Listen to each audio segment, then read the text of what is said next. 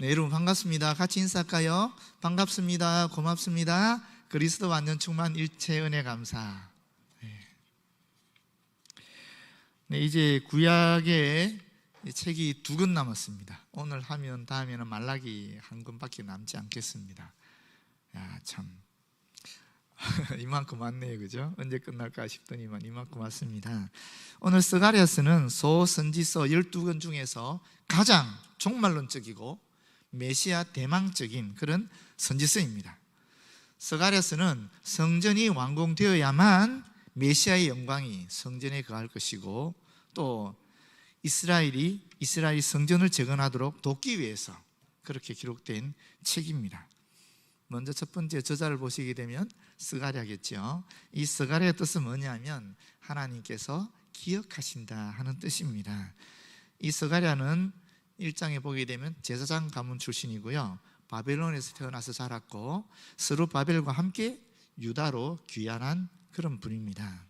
당시 역사적 상황을 보게 되면 먼저 시대적 배경에 있어서 이 시대적 배경이 이 스가랴서 같은 경우 2개로 나누어져요.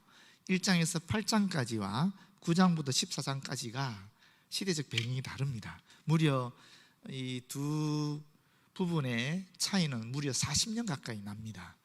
그렇다면 스가랴는 굉장히 오랫동안 예언했던 그런 선지자라고 볼 수 있겠지요.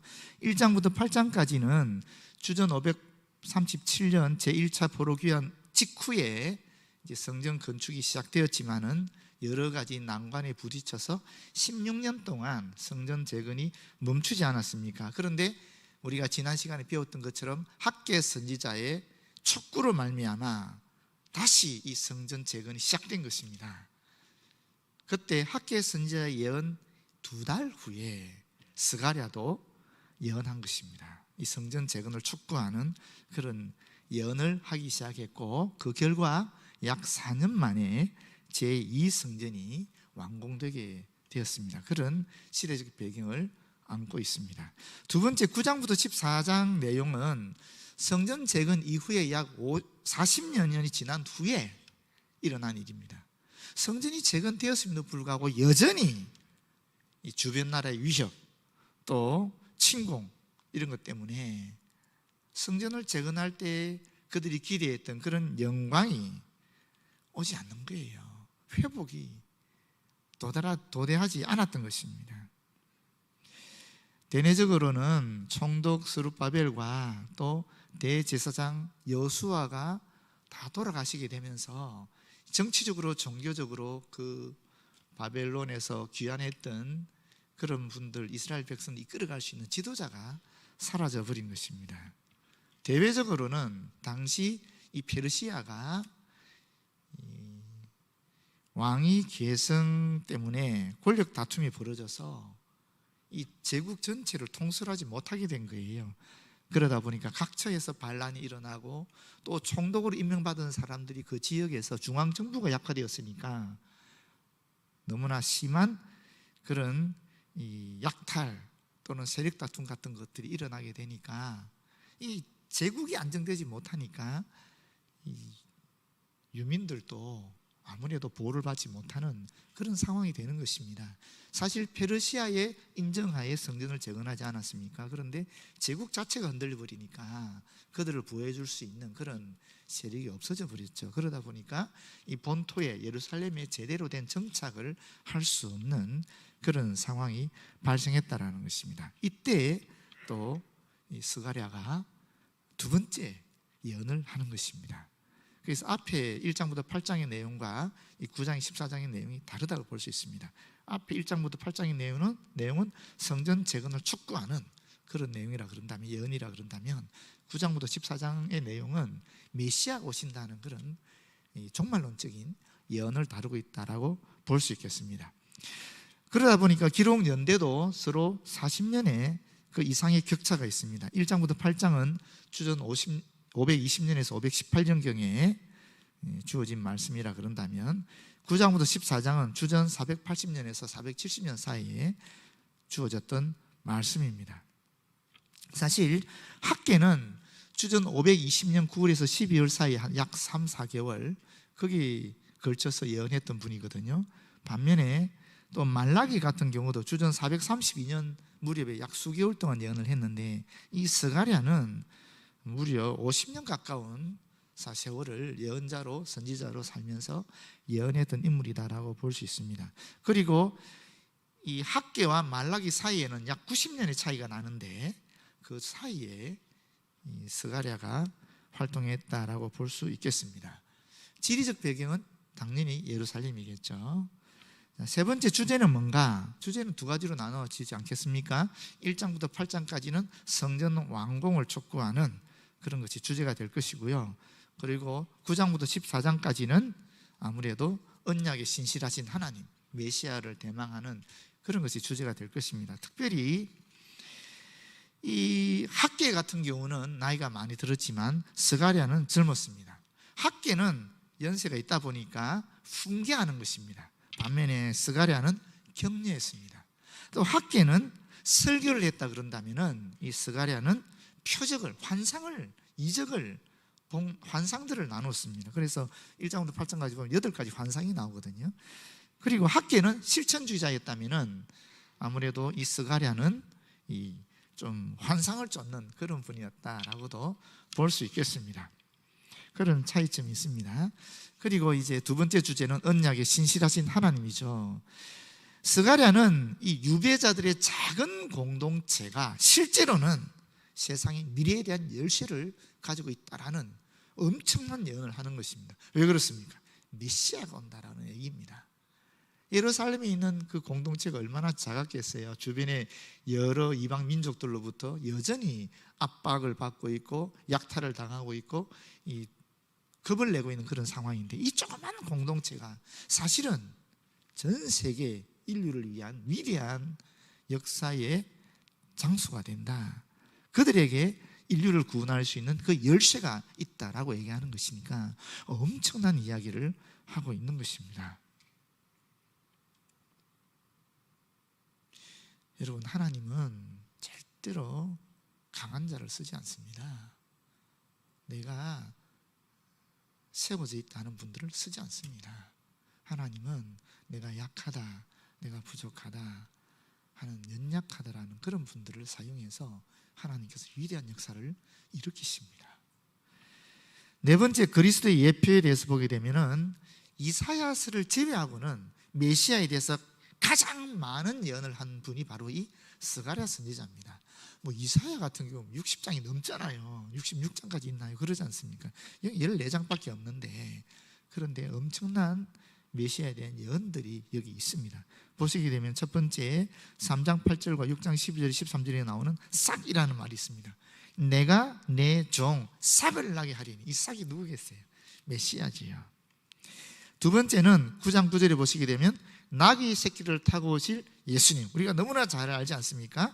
이 뒤에 또 제가 핵심 구절에서 다시 설명드리도록 하겠습니다. 세 번째는 똑같은 본 구절에 9장 9절에 겸손한 왕으로 오신다는 내용이 있고요. 또 10장 4절에 보게 되면 모퉁이 돌, 말뚝, 싸우는 활, 이렇게 메시아를 예언하고 있습니다. 모퉁이 돌이 그에게서, 말뚝이 그에게서, 싸우는 활이 그에게서, 권세 잡은 자가 다 일제히 그에게서 나와, 이런 말이 있거든요. 그런 예언이 있거든요. 그리고 12장 10절에 보게 되면 찔린 자라는 말이 있습니다. 내가 다윗의 집과 예루살렘 주민에게 은총과 강구하는 심령을 부어주리니 그들이 그 찌른 바 그를 바라보고 그를 위하여 애통하기를 독자를 위하여 애통하듯 하며 그를 위하여 통곡하기를 장자를 위하여 통곡하듯 하리라. 예수님이 십자가 못 박혀 돌아갔을 때 애통하는 그런 모습들을 이미 예언하고 있다는 것입니다. 13장 1절에 보게 되면 정결하는 셈으로 메시아를 예언하고 있습니다. 그날에 죄와 더러움을 씻는 셈이 다윗의 족속과 예루살렘 주민을 위하여 열리리라. 예수님이 오시면 그렇게 된다는 것이죠. 13장 7절에는 버림받고 죽임당한 목자에 대한 얘기가 나옵니다. 만군의 여호와가 말하노라. 칼아 깨어서 내 목자, 내 짝된 자를 치라. 목자를 치면 양이 흩어지려니와 작은 자들 위에는 내가 내 손을 들이우리라. 여기도 작은 자들, 예수님이 돌아왔을 때 다 무서워서 벌벌 떨고 있지 않았습니까? 그런 작은 자들, 그런 연약한 자들, 두림에 뜨는 자들에게 하나님께서 다가셔서 그들에게 성령을 부으셨고 그들을 통하여 위대한 역사가 일어나게 되었다라는 예언을 하고 있는 것이죠. 마지막으로 14장 3절이나 9절에 보게 되면 오실 제사장이시요 왕이신 메시아에 대한 얘기를 합니다.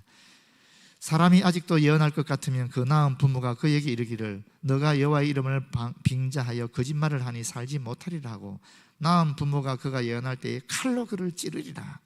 여호와께서 천하의 왕이 되시리니 그날에는 여호와께서 홀로 한 분이실 것이요 그의 이름이 홀로 하나이실 것이라. 이 메시아에 대한 예언의 마지막 부분입니다. 이렇게 무려 8군데에서 스가랴서는 이 예수 그리스도를 예언하고 있는 것입니다. 핵심 구절입니다. 핵심 구절은 두 군데를 보겠는데요. 첫 번째는 오늘 본문 1장 14절에 16절을 볼 것이고 두 번째는 9장 9절에 10절 말씀을 함께 나누도록 하겠습니다. 먼저 14절입니다. 내게 말하는 천사가 내게 이르되 너는 외쳐 이르기를 만군의 여호와의 말씀에 내가 예루살렘을 위하여 시온을 위하여 크게 질투하며 이런 이야기하고 있는데 여기서 외쳐 하는 말은 가능한 한 가장 큰 목소리로 외치는 것을 말합니다. 지금이야 우리가 마이크가 있고 음량 시스템이 이렇게 잘 갖추어져 있어서 제가 조금 천천히 좀 적게 얘기해도 여러분한테 크게 들리지 않습니까? 그러나 그 시대에 이런 시스템이 없었잖아요. 이런 기술이 없었지 않습니까? 어떻게 했겠습니까? 선지자들이 성문 같은 데서 크게 외치는 겁니다. 크게, 가능한 한 크게. 예수님도 팔복동산에서 우리가 알고 있는 그런 팔복을 말씀하실 때, 산상순을 말씀하실 때 어떻게 했겠어요? 크게 외친 것입니다. 또 물론 이런 분도 있습니다. 5,000명, 오병이의 기적을 일으킬 때 5,000명, 심지어 한 2만 명 정도 되는 무리가 모였다라고 얘기하는데 거기서 예수님이 과연 이게 다 소리가 끝까지 들렸었을까? 두 가지 해석이 있어요. 첫 번째는 뭐냐면 예수님이 신적인 능력을 발휘해서 모든 사람들이 귀에 들리게 하셨을 것이다, 이렇게 말씀하신 분도 있고, 복음주의 입장에서는. 그러나 또 자유주의 입장에서는 그게 아니라 예수님이 제자들을 중간중간 세워서 이 말씀을 전하시며, 꼭 우리가 외국 선교지에 가면 우리가 한글로 우리말로 하면 그 선교사가 또 영어로 번역하고 통역하고 또 영어를 또 현지 언어로 또 통역해서 이렇게 한다는 얘기 들어보셨죠? 그런 것처럼 이 중간중간 사람들이 있어서 말하면 또 전달하고 이렇게 해서 2만 명이 다 들을 수 있도록 했다, 이런 이야기도 있어요. 뭐가 맞는지는 모르겠습니다만은 하여튼 그 시대는 그랬다라는 것입니다. 여기서도 똑같은 얘기죠. 그러니까 가능한 한 큰 소리로 모든 사람이 알아들을 수 있도록 외치라라는 것입니다. 여기 만군의 여호와라는 말씀은 자기 백성을 위해서 싸우시는, 능력을 발하셔서 구체적인 역사를 이루시는 그런 거룩한 용사의 이미지를 지금 상징하는 것입니다. 여기 또 질투한다는 말이 있죠. 질투한다. 이 본문 말씀, 내가 예루살렘을 위하여 시온을 위하여 크게 질투하며, 이것은 원어적으로 보게 되면 나는 예루살렘을 위하여 질투하며 시온을 위하여 크게 질투한다, 이런 뜻인데, 이게 어떤 의미가 있느냐 하면은 예루살렘이 사실은 하나님께서 그 이름을 두신 성읍이지요. 하나님 임재를 나타내는 성읍이었는데, 이 예루살렘 거민들이, 쉽게 말하면 선민들이 우상 숭배를 하면서 너무나 죄악을 많이 저지르게 되면서 하나님께서 그들을 버렸잖아요. 버려서 완전히 패망시켜버리지 않습니까? 파멸시켜버렸거든. 예루살렘 성전조차도 완전히 없애버렸거든요. 그런데 그럼에도 불구하고 하나님께서 예루살렘을 향한 열정적인 사랑을 가지고 있었다는 것입니다. 그럼에도 불구하고 이게 매우 중요한 얘기입니다. 비록 예루살렘 성읍의 백성들은 하나님께 죄를 짓고 그들이 결국 하나님의 벌을 받아서 징계를 받아서 그와 같은 고난을 당했지만, 그럼에도 불구하고 하나님께서는 그들을 뜨겁게 사랑하셨다는 것입니다. 그 표현이 크게 질투하사 하는 말입니다. 우리가 생각하는 그런 의미의 질투가 아닙니다. 이거는 굉장히 열정적인 사랑을 나타내는 그런 표현입니다. 그래서 그 뒤에 보시면 그 얘기가 나오는 겁니다. 15절에 보면 안일한 여러 나라들 때문에 심히 진노하나니, 하나님께서 예루살렘을 크게 열정적으로 사랑하시기 때문에 예루살렘을 괴롭히고 예루살렘을 없애려고 했던 그런 이방 민족들, 여러 나라들, 이 안일한 여러 나라들에 대해서는 심히 진노한다라고 얘기하고 있는 것입니다. 왜? 이 나라들은 예루살렘을 완전히 이 민족 자체를 없애려고 했기 때문에 하나님이 진노하신다라는 것입니다. 진노하는 말도 어떤 의미냐면은 바싹 마른 나무등이 아주 날카로운 도끼날이 직접 갈라지는 것을 묘사하는 그런 어원에서 나온 뜻입니다. 다시 말하면 통제할 수 없을 정도로 극심한 분노에 사로잡혔다는 걸 얘기하거든요. 이게 크게 질투한다는 말과 이게 심히 진노한다는 말이 이렇게 연결되는 거죠. 하나님은 이스라엘 백성을, 선민들을, 예루살렘을 사실은 사랑하셔서 그들이 바로 돌아설 수 있도록, 바르게 세워질 수 있도록 징계하신 거예요. 그러나 하나님의 도구로 사용된 이 이방 나라들은 지금 이스라엘 또 예루살렘을 완전히 없애버리려고 했거든요. 그러면서 현재는 어떻게 됐느냐? 안일한 여러 나라 그랬어요. 지금 현재 그 나라들이 크나큰 번영을 누리고 전쟁이 없는 평온한 상태에 있다라는 것입니다. 그런 나라들에 대해서 하나님이 심히 진노하셔서 고난을 더하셨다라고 이야기하는 것입니다. 고난을 다하셨다는 것은 그런 뜻이 아니라 이 그들은 힘을 내어 고난을 다하였음이라는 말은 이 하나님께서 진노하신 이유가 어디 있느냐? 이 그들은 안일한 여러 나라들입니다. 이 나라들이 선민을 멸망시키기 위해서 있는 힘을 다 쏟아부었다는 의미가 이 뒷구절 얘기고요. 그렇기 때문에 뭐라고 하면 16절에 그러므로 여호와가 이처럼 말하노라 내가 불쌍히 여김으로 예루살렘에 돌아왔은즉, 이 말은 불쌍히 여긴다 말은 자궁 안에 자라나고 있는 이 자녀에 대해서 어머니들이 가지고 있는 본능적인 그런 사랑을 이야기하거든요. 하나님께서 그런 자녀를 사랑하는 어머니의 본능적인 사랑으로 이 예루살렘, 이 선민들을 사랑하셔서 예루살렘에 돌아왔다라는 것입니다. 하나님께서 안일한 이방 여러 나라에 대해서 진노한 결과 그들이 자신들의 야욕을 채우기 위해서 멸절시키려고 했던 예루살렘에 여호와께서 다시 돌아오셨다라는 것을 강조하시면서 그 뒤에 보면 예루살렘을 긍휼히 여기시기 때문에 선민을 회복시키는 그 약속을 이루기 위해 선민들과 함께 돌아왔다는 내용이 여기 나오는 것입니다. 그래서 뭐라 그럽니까? 내 집이 그 가운데에 건축되리니. 내 집은 성전이죠. 그죠? 성전은 모세의 표현에 의하면 신명기 12장 5절이나 11절을 보게 되면 여호와께서 자기 이름을 두신 곳이라 그랬거든요. 다시 말하면 하나님의 임재의 상징인 처소가 바로 이 성전이거든요. 그 성전이 어떻게 된다 그랬습니까? 건축되리니라고 얘기하고 있습니다. 건축되리니라는 말은 무슨 말이냐면 건축이 된다라는 거예요. 건축이 된다라는 것은 건축한다는 게 아니죠. 이게 수동적으로 이루어진다라는 것이 아닙니까? 그럼 누가 그것을 이루게 하실 것 같아요, 여러분? 만약에 능동적으로 하면 이스라엘 백성들이 성전을 재건하는 거예요. 건축하는 거예요. 근데 지금 성전이 건축되리니라고 얘기하고 있는 것은 누가? 하나님께서 하신다라는 거예요. 하나님께서 성전이 건축되도록 하신다라는 거예요. 이스라엘 백성들이 성전을 재건한다는 말이 아닙니다. 하나님께서 성전을 건축되도록 하신다라는 얘기입니다.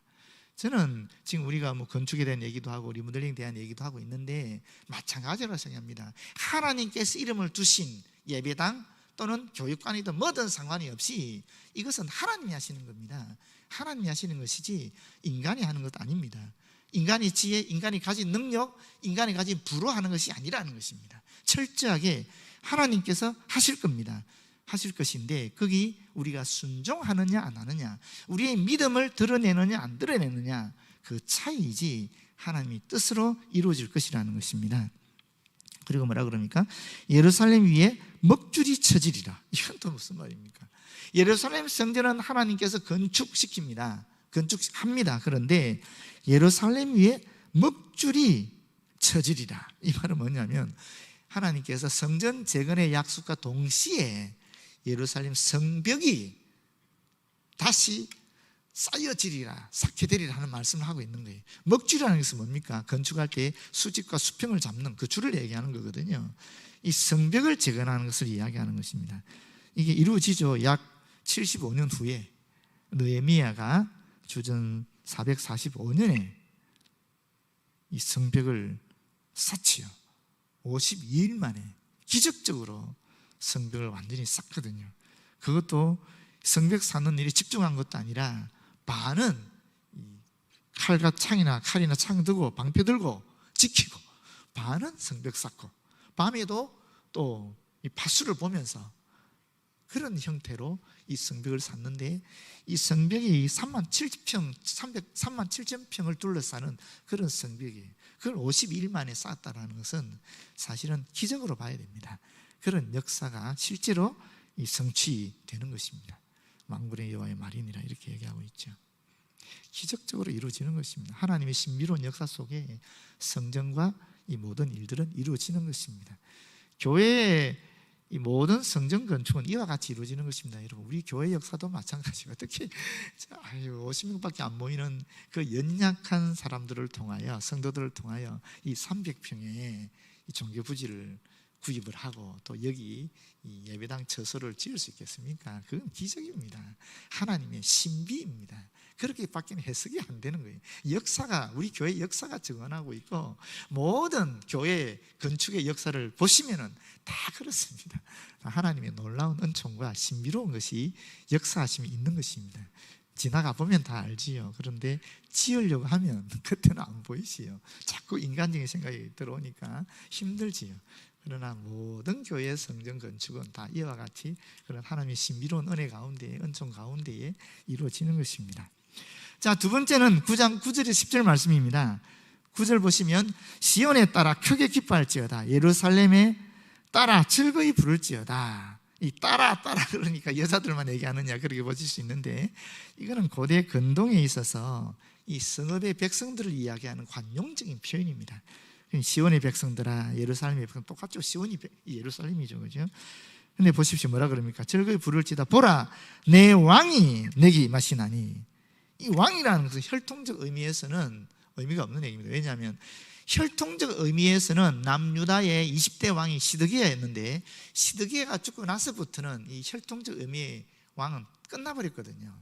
다시는 예루살렘에 다윗의 혈통을 가진 사람이 왕으로 나타나지 않았거든요. 그러니까 이것은 영적 의미로 볼 수밖에 없는 거예요. 다시 말하면 예수 그리스도에 대한 메시아적 예언이다라고 분명하게 우리는 알아차릴 수 있는 것입니다. 다윗의 왕위를 이어서 왕이 출현할 것이라는 예언은 구약에서 여러 번 나오거든요. 사무엘하 7장 12절 16절에도 나오고, 시편 2편 6절, 이사야 9장 6절 7절, 32장 1절, 미가서 2장 13절, 메시아 예언에 대한 것은 다윗 혈통을 가지고 일어난다는 것은 너무나 많이 예언되어 있는데, 실제로 다윗의 혈통으로 예루살렘에서 왕권을 수립한 인물은 없다라는 거예요. 이 예언이 있고 나서도 없었다라는 거예요. 유일하게 예수 그리스도만이 메시아로서 그 예언을 이루신 분으로 우리는 확인하게 된다는 것입니다. 그런데 이분이 어떤 분이냐? 이분은 공의로우시며 구원을 베푸시며 겸손하여서 나귀를 타시나니 나귀의 작은 것 곧 나귀 새끼니라, 이렇게 이야기하고 있습니다. 여기 공의롭다는 말은 올바르다, 깨끗하게 하다 하는 그런 어원에서 유래된 말인데, 공정한, 합법적인, 의로운 이런 뜻을 가지고 있습니다. 여러분 보십시오. 십자가에서 예수께서 인류의 죄를 대신 지시고 죽으심으로 말미암아 자기를 믿는 자들에게 의를 덧입혀 주시지 않았습니까? 그걸 우리가 칭의라고 얘기하지 않습니까? 우리가 의로운 존재로 우리 안이, 우리 내면이, 우리 속사람, 인간 그 자체가 의로운 존재가 되었다는 것이 아니라, 우리는 여전히 죄성을 가지고 있는 불의한 존재들임에도 불구하고 예수 그리스도의 보혈이, 그 의의 옷이 우리를 덮어버렸다는 거거든요. 그래서 바깥에서 보게 되면 우리의 죄성이 드러나지 않고 예수 그리스도의 보혈이 보이는 것, 그게 바로 여기서 말하는 이런 내용입니다. 의를 덧입혔다라는 것이죠. 두 번째, 구원을 베푸신다. 이 구원을 베푸신다 하는 말의 이 본래적 의미는 넓게 열려있는 상태를 나타내는 어원에서 나온 말이에요. 다시 말하면 비좁은 틈에 끼어서 옴짝달싹하지 못하는 크나큰 공경에 처한 사람을 구출하여서 자유를 주는 그런 행위를 묘사할 때 이 구원을 베푼다 하는 단어를 써요. 우리가 죄 안에, 죄 속에 빠져서 어쩔 수 없는 상태에 있잖아요. 우리가 이 죄를 이길 수 있는 사람이 아무도 없거든요. 인간 안에 있는 이 죄성을 스스로 극복할 수 있는 존재는 아무도 없다라는 거예요. 옴짝달싹 못하는 그런 상태에 있는 우리를 예수께서 구출해 주셔서 넓게 열리는 상태로 만들어 주셨다. 그것이 바로 이 구원을 베푸신다 하는 그런 의미라는 것입니다. 그리고 겸손하여서 나귀를 타시나니, 이 얘기는 우리가 겸손하다 그러니까 어떤 성격상 예수님의 인품이 겸손하니까 이런 표현을 하지 않았냐라고 생각하시는데 그렇지 않습니다. 이것은 어떤 의미냐면은 다른 사람에게 억압을 당하고 경제적으로는 매우 공공한 상태에 있는 그런 상황을 묘사할 때 쓰는 단어를 쓰고 있어요. 그래서 다른 영어 성경에는 이걸 어떻게 번역하느냐 하면 비천한, 고난을 당하는 이런 의미로 번역하고 있어요. 그 인품적으로 성격적으로 겸손한 의미가 아니라는 거예요. 매우 비천한, 공궁을 당하는 핍박 속에 있는 어떤 그런 의미라는 것입니다. 겸손하다는 의미가 우리가 생각하는 의미와 전혀 다르지요. 그런 의미를 사실은 사용하고 있는 것입니다. 그래서 나귀를 탔는데, 나귀는 그 당시는 짐을 실으는 동물이지 무슨 사람이 타고 다니는 게 아니었다라는 거예요. 왕이나 또는 힘이 있는 장수들은 뭘 탔습니까? 우리나라나 뭐 서양이나 똑같이요. 뭐 어느 나라든 역사 가운데에 왕이 타는 건 뭡니까? 말이죠, 말. 장수들이 타는 말인데, 예수님은 그런 짐을 실으는 이런 나귀를 탔는데, 그것도 나귀 새끼를 탔다라고 얘기되어 있죠. 이 예언이 약 500년 후에 그대로 성취된 내용이 마태복음 21장 1절에서 7절에 나오는 것입니다. 그 다음에 10절에 보게 되면 내가 에브라임의 병거와, 에브라임은 북이스라엘을 얘기하는 것입니다. 예루살렘의 말을 끊겠고, 예루살렘은 남왕국을 얘기하는 것입니다. 말과 병거는 오늘날 전차 내지는 탱크 같은 것이죠. 아주 고도에 발달된 최고의 병기를 이야기하는 것입니다. 그 시대에 있어서는 전쟁하는 활도 끊으리니, 뭐라 그럽니까? 끊으리니 그 뒤에 그가 이방 사람에게 화평을 전할 것이요, 그의 통치는 바다에서 바다까지 이르고 유브라데 강에서 땅끝까지 이르리라. 바다에서 바다까지는 사해에서 지중해까지, 예루살렘 전 지역을 얘기하는 것이고, 또 유브라데 강에서 땅끝까지라는 말은 세계 만방을 얘기하는 것입니다.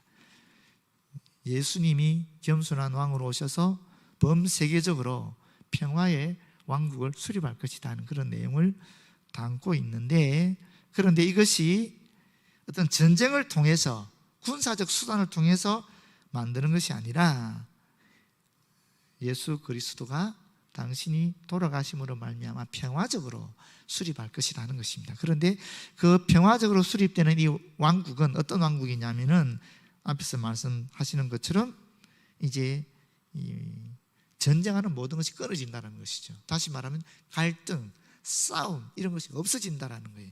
사람과 사람 사이에 갈등이 있지 않습니까? 그런 갈등들을 예수 그리스도의 십자가를 통해서 끊고, 또 하나님과 하나님 사이에 막힌 담도 예수를 통해서 끊는다라는 얘기입니다. 그래서 평화로운 관계를 만들겠다라는 것이죠.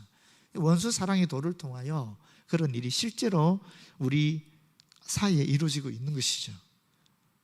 실제로 예수 그리스도의 삶을 통해서, 그 가르침을 통하여 그 뒤를 쫓아가는 그리스도인들을 통하여 이런 일들이 현재 그리스도가 통치하는 그 나라에서, 그 백성들 가운데에서 현실적으로 지금 일어나고 있는 것입니다. 그런 예언을 하고 있는 것입니다. 네, 결론적으로 말씀드리면 무엇이겠습니까? 여러분, 우리가 원하는 것들이 이루어질 수 있어요. 그런데 이루어진다고 해서 그것이 끝이냐? 아닙니다. 이루어지더라도 심지어 하나님께서 예언한 그대로 내가 직접 받았고 그 예언이 성취되었음에도 불구하고 여전히 우리에게는 고통과 고난이 있을 수 있다는 거예요. 그런데 그 고통과 고난이 그러면 하나님의 예언이 성취되지 않은 것인가? 아니라는 것입니다. 그 뒤에 우리가 바라봐야 될 진정한 나라가 있다는 거예요. 진정한 왕이 계신다는 것입니다. 그분이 바로 평화의 왕이신 예수 그리스도이시고, 또 우리가 진정하게 바르게 사실은 내다보아야 될 하늘나라, 하나님의 나라, 영원한 나라다라는 것입니다. 우리가 비록 이 땅에서 이 발을 딛고 살아가지만은 그럼에도 불구하고 우리는 저 하늘나라에 속한 하늘나라의 백성으로서 늘 주님의 예언을 보고 주님의 약속을 믿고 그 신실함을 의지하면서 실망하지 않고 절망하지 않고 계속적으로 나아가야 된다는 것을 우리에게 이 스가랴서를 통해서 알려주고 있다는 것입니다. 여러분, 여러분의 삶 속에서 하나님의 음성을 들은 분들 많이 있을 겁니다. 그럼에도 불구하고 그 약속이 이루어지지 않는 그런 처지에 있는 분들도 계실 겁니다. 뭐 저도 마찬가지죠. 분명히 저는 비전을 봤는데 하여튼 아직까지 과정 속에 있다라는 것이죠. 그러니까 실망할 필요도 없고 절망할 필요도 없고 좌절할 필요도 없고 그저 우리는 주님의 뜻이 이루어지기를, 또 주님이 원하시는 그 때와 내가 기대하는 그 때가 일치되기를 그렇게 바라면서 믿음 잃지 않고 기도하면서 순종하는 길밖에는 없다라는 것입니다. 하나님의 뜻이 이루어지는 것입니다. 하나님의 뜻이, 중요한 것은 주의 뜻이 이루어지는 것 아니겠습니까? 그 뜻은 평화입니다. 결국 여기서 이야기하는 것은 평화거든요. 하나님과 우리 사이의 평화, 사람들과 사람들 사이의 평화입니다. 화평한 겁니다. 평화의 왕이라는 겁니다. 결론적으로 말씀드리면 궁극적으로 우리가 이루어야 할 것은 평화라는 것입니다. 그 평화가 저와 여러분 속에 임하기를 진심으로 기원합니다. 기도하겠습니다. 아버지 하나님, 오늘도 스가랴 선지자를 통하여 우리에게 귀한 말씀 들려주시니 고맙고 감사합니다. 우리가 진정으로 추구해야 될 것이 무엇인가? 바로 주님의 평화인 것을 다시 한번 확인케 하여 주시고, 그저 우리들이 주님과 나와의 관계, 또 나와 내 옆에 있는 또는 우리 동력하는 또는 우리 성도들 간의 모든 관계 속에서 이 평화가 깃들 수 있도록 도와주시옵소서. 아버지 하나님, 갈등 속에 있는 관계들의 은총을 다하여 주셔서 주의 평화로, 주님의 사랑으로, 주님의 은혜로 그 갈등을 극복해 나갈 수 있는 저희들 되어지도록 인도하여 주시옵소서. 우리는 너무나 부족하고 연약하오니 주의 영께서 우리를 권고하여 주셔서 모쪼록 그 평화를 이루어 나가는 평화의 도구들, 평화의 사자들, 주의 백성들 다 되어지도록 역사하여 주시옵소서. 예수님 이름으로 기도드립니다. 아멘.